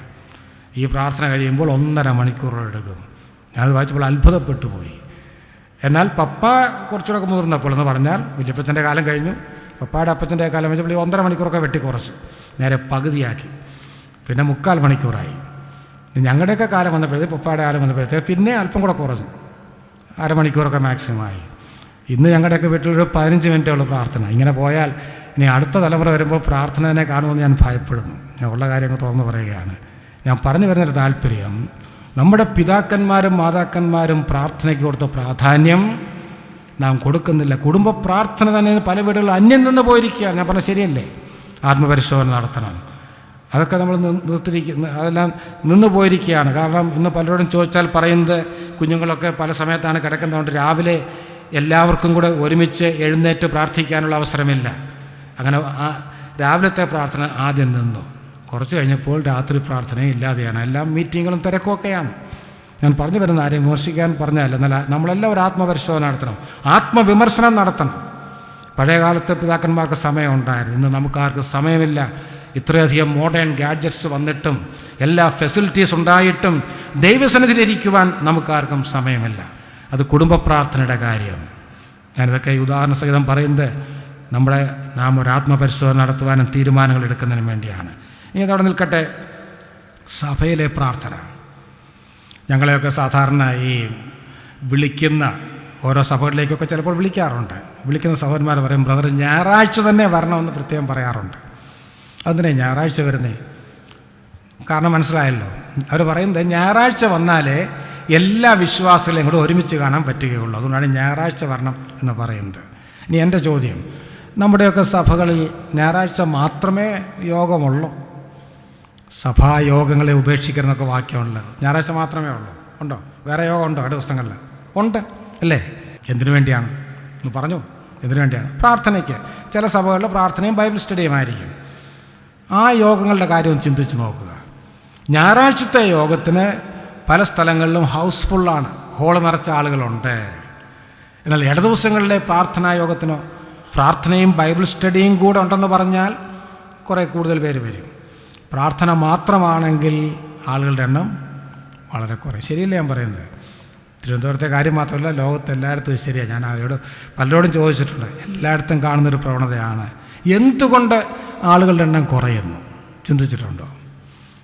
ഇപ്പം ചോദിച്ചാൽ പല ന്യായങ്ങൾ എല്ലാവർക്കും പറയാനുണ്ട്. പറയും, രാത്രിയിലൊക്കെ ഡ്രൈവ് ചെയ്ത് വരാൻ ബുദ്ധിമുട്ടാണ്, രാത്രിയിൽ കടന്നു വരുന്ന ബുദ്ധിമുട്ടുണ്ട്, എനിക്ക് ആരോഗ്യ പ്രശ്നങ്ങളുണ്ട്, പ്രായം അനുവദിക്കുന്നില്ല. ഇതിനെല്ലാം ഞാനൊരു അലവൻസ് കൊടുക്കുന്നു. ന്യായമായ കാരണങ്ങളുണ്ട് രാത്രിയിൽ വരാതിരിക്കുന്നതിന്. എന്നാൽ അതുകൊണ്ടാണോ ഈ 100 പേര് ഞായറാഴ്ച വരുന്നിടത്ത് 10 പേരായി പോകുന്നത് ഇട ദിവസം കൂടി വരുമ്പോൾ? ഇങ്ങനെ പ്രശ്നങ്ങളുള്ള കുറച്ച് പേര് കാണും. അവർക്ക് നാം അലവൻസ് കൊടുക്കണം തീർച്ചയായും. ബാക്കിയുള്ളവരെന്താണ് വരാത്തത്? പിന്നെ എന്തുകൊണ്ട് സഹോദര കഴിഞ്ഞ ആഴ്ച വന്നില്ല എന്ന് ചോദിച്ചാൽ ആരും കേട്ടാൽ വിശ്വസിക്കുന്ന തരത്തിലുള്ള നല്ല ന്യായങ്ങളൊക്കെ പറയുവാൻ, നല്ല ഉത്തരങ്ങൾ പറയുവാൻ നമ്മളൊക്കെ വിദഗ്ധന്മാരാണ്. ഈ മലയാളികളെക്കുറിച്ച് പറയാറുണ്ട്, മലയാളികൾ ഈ മുടന്തൻ ന്യായങ്ങൾ പറയുന്നതിൽ PhD എടുത്തവരാണ്. മുടന്തൻ ന്യായങ്ങൾ കേട്ടിട്ടുണ്ടോ? വാക്കല്ലേ ലെയിം എക്സ്ക്യൂസ് പറയുന്ന ആളിനല്ല മുടന്ത്, ന്യായത്തിനൊരു മുടന്തുണ്ട് അല്ലേ? എന്താണ് ലെയിം എക്സ്ക്യൂസ്? അതിന് സാറിന് പറയുന്നൊരു ദൃഷ്ടാന്തം തന്നെ ഞാനങ്ങ് പറയാം. ഒരിക്കലൊരു ബസ് സ്റ്റാൻഡിൽ നടന്ന സംഭവമാണ്. ഒരു ബസ് സ്റ്റാൻഡിൽ നമുക്കറിയാം, വലിയ ബസ് സ്റ്റാൻഡുകളിലൊക്കെ, കോട്ടയം പോലെയൊക്കെയുള്ള വലിയ ബസ് സ്റ്റാൻഡുകളിലൊക്കെ ദീർഘദൂര ബസ്സുകളൊക്കെ യാത്ര പുറപ്പെടുന്നതിന് ചിലപ്പോൾ 10 or 15 അല്ലെങ്കിൽ അരമണിക്കൂറോ നേരത്തെ പിടിച്ചിടും. അപ്പോൾ പലരും വന്ന് ആ വിൻഡോ സീറ്റിലൊക്കെ ഇരിക്കും. സാധാരണ ഇപ്പോൾ അത്രയും ഉണ്ടെന്ന് എനിക്ക് തോന്നുന്നില്ല. മുമ്പൊക്കെ ഇങ്ങനെ ഇരിക്കുമ്പോൾ ഈ ബസ് സ്റ്റാൻഡിലും പരിസരത്തും നടക്കുന്ന ചില ഭിക്ഷക്കാർ, യാചകന്മാർ, ബഗേഴ്സ്, അവർ വന്ന് ഈ വിൻഡോ സീറ്റിലിരിക്കുന്ന ആളുടെ അടുത്ത് കൈനീട്ടും, എന്തെങ്കിലും ചോദിക്കും. അങ്ങനെ ഏതോ ഒരു സ്ഥലത്ത് നടന്നു എന്ന് പറഞ്ഞത് ഒരാൾ പറഞ്ഞ് കേട്ടത് ഞാൻ റിപ്പീറ്റ് ചെയ്യുക, ഞാൻ നേരിട്ട് കണ്ടതല്ല. ഒരു സ്ഥലത്ത് ഇങ്ങനെ ഒരു ബസ് ഇങ്ങനെ കിടക്കുകയാണ്. അപ്പോൾ ഒരു യാചകൻ വന്ന് ആ വിൻഡോ സീറ്റിലിരുന്ന മാന്യനായ ഒരു വ്യക്തിയോട് പറഞ്ഞു, സാറേ വിശക്കുന്നു, വല്ലതും തരണം. ഈ മനുഷ്യൻ ഈ യാചകനെ ശ്രദ്ധിച്ച് നോക്കി, സുഹൃത്തെ എന്ന് വിളിച്ചു. നമ്മളാരും യാചകന്മാരെ അങ്ങനെ വിളിക്കാറില്ല. വളരെ കരുണയോടെ സുഹൃത്തെ എന്ന് വിളിച്ചു. എന്നിട്ട് പറഞ്ഞു, താങ്കളുടെ ആവശ്യം ന്യായമാണ്, താങ്കളെ സഹായിക്കാൻ എനിക്ക് വളരെ താല്പര്യമുണ്ട്. ഇപ്പോൾ എൻ്റെ പോക്കറ്റിൽ 50 രൂപ കിടപ്പുണ്ട്. അതെല്ലാം തുറന്നു പറഞ്ഞു. എനിക്ക് താങ്കൾക്ക് തരണമെന്ന് ആഗ്രഹമുണ്ട്, പക്ഷേ തരാൻ ഒരു നിർവാഹവുമില്ല, കാരണം ഒരു നിയമ തടസ്സമുണ്ട് എന്ന് പറഞ്ഞു. അപ്പോൾ ഈ യാചകൻ ചോദിച്ചു, സാറേ എനിക്കൊരു 50 രൂപ തരുന്നതിന് എന്താണ് നിയമതടസ്സം? അപ്പോൾ അദ്ദേഹം പറഞ്ഞു, ഈ ബസ്സിനകത്തൊരു ബോർഡ് എഴുതി വെച്ചിട്ടുണ്ട്, കയ്യും തലയും പുറത്തിടരുത്. അങ്ങനെ ഒരു ബോർഡ് വ്യക്തമായിട്ട് എഴുതി വെച്ചിട്ട്, നിങ്ങൾ കണ്ടിട്ടുണ്ടോ ബോർഡ്?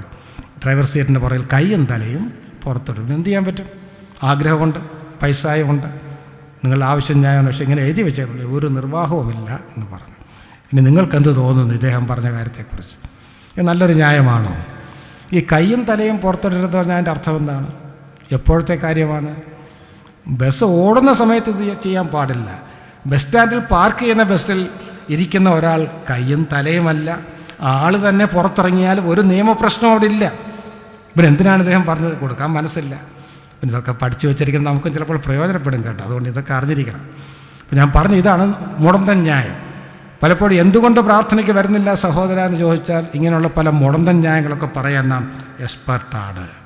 പക്ഷേ യഥാർത്ഥ കാരണം നമുക്കും അറിയാം, ദൈവത്തിനും അറിയാം.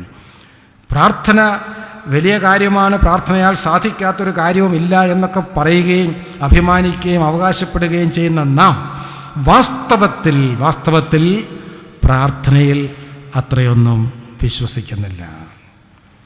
അനേക വർഷങ്ങൾക്ക് മുമ്പ് വടക്കേ ഇന്ത്യയിൽ നടന്നൊരു സംഭവം ഈ ബന്ധത്തിൽ ഓർമ്മയിൽ വരുന്ന ഞാൻ പറയുകയാണ്. വളരെ വർഷങ്ങൾക്ക് മുമ്പ് നടന്ന സംഭവമാണ്. നമുക്കറിയാം, വടക്കേ ഇന്ത്യയിലും ലോകത്തിൻ്റെ പല ഭാഗങ്ങളിലും മലയാളികൾ ജോലി അന്വേഷിച്ച് പോകാറുണ്ട്. ഏതോ സ്ഥലത്തെ കുറച്ച് മലയാളികൾ, ഏത് സ്റ്റേറ്റിലാണെന്ന് എനിക്ക് ഓർമ്മയില്ല, അവിടെ ചെന്നു. അവരവിടെ ചെന്നപ്പോൾ അവർ ചെന്നവരിൽ ഭൂരിപക്ഷവും വിശ്വാസികളാണ്.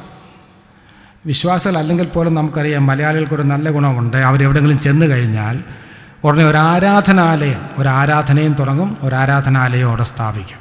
ഒരു ഹോളൊക്കെ പണിത് അല്ലെങ്കിൽ ഒരു പള്ളിയൊക്കെ പണിത് അവിടെ ആരാധന തുടങ്ങി. കുറേ നാളുകൾ കഴിഞ്ഞപ്പോൾ മറ്റൊരു മലയാളിയും അവിടെ വന്നു. അദ്ദേഹം ഇതിൻ്റെ സമീപത്ത് തന്നെ തൻ്റെ ഒരു ബിസിനസ്സും തുടങ്ങി. ബിസിനസ് മറ്റൊന്നുമല്ല, ഒരു കള്ള് ഷാപ്പാണ് തുടങ്ങിയത്. ആദ്യം ചെന്ന മലയാളികൾ ആരാധനാലയം തുടങ്ങി. പിന്നെ വന്ന ഒരു മലയാളി, അദ്ദേഹവും നാമധേയ ക്രൈസ്തവനാണ്, അത് മറക്കരുത്, പേരുകൊണ്ടൊരു ക്രിസ്ത്യാനിയാണ്. അദ്ദേഹം ഒരു കള്ള് ഷാപ്പും തുടങ്ങി.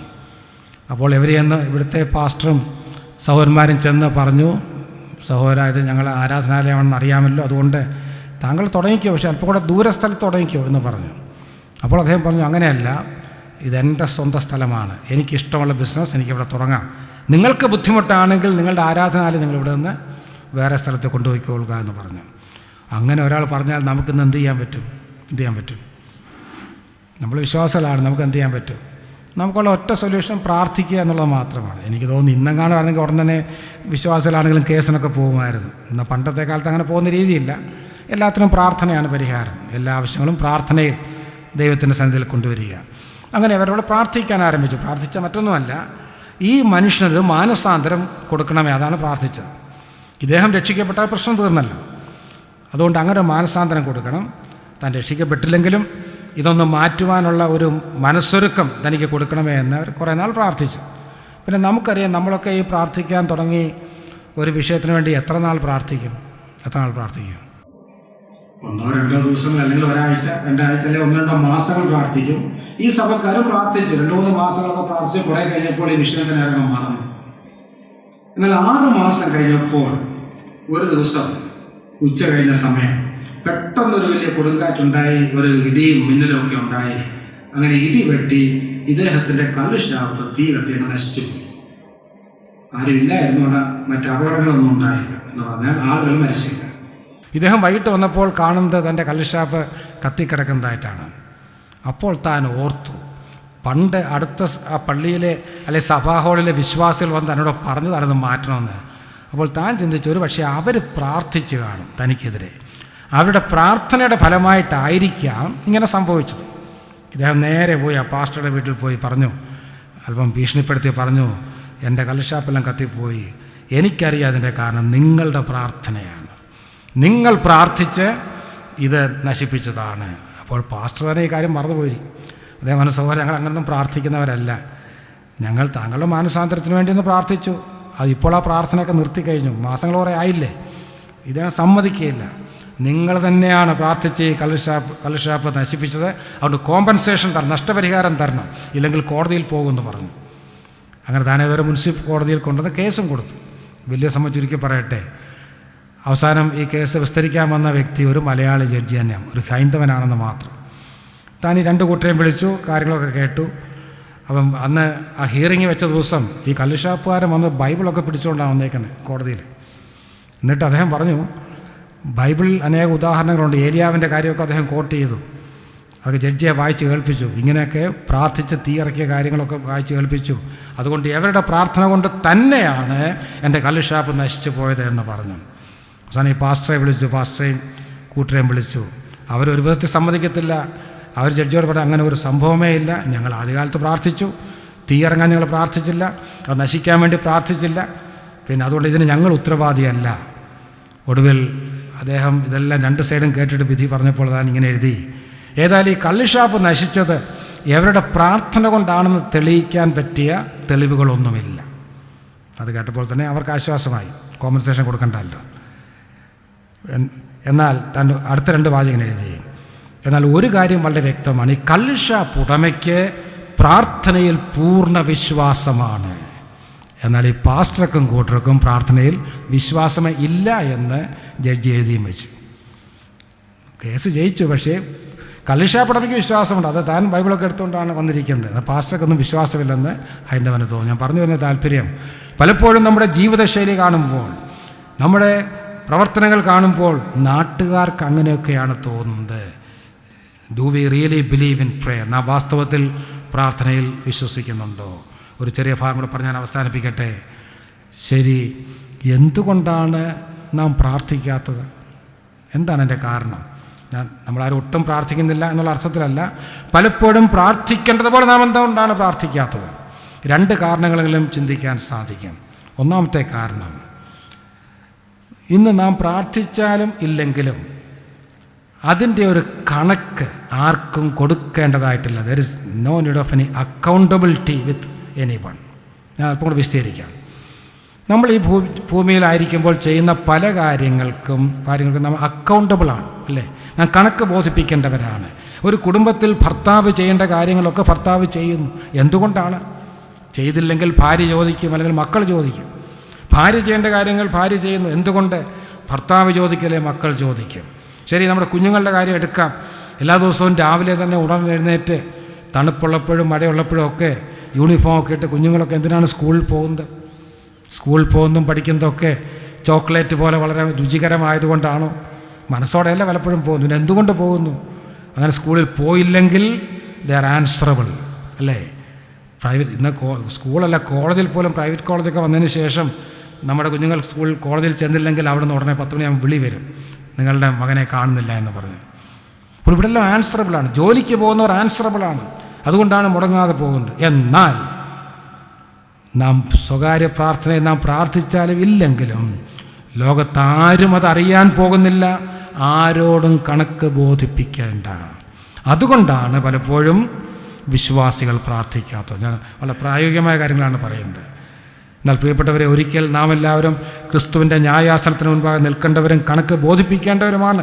2 കൊരിന്ത്യർ 5:10 അനുസരിച്ച്.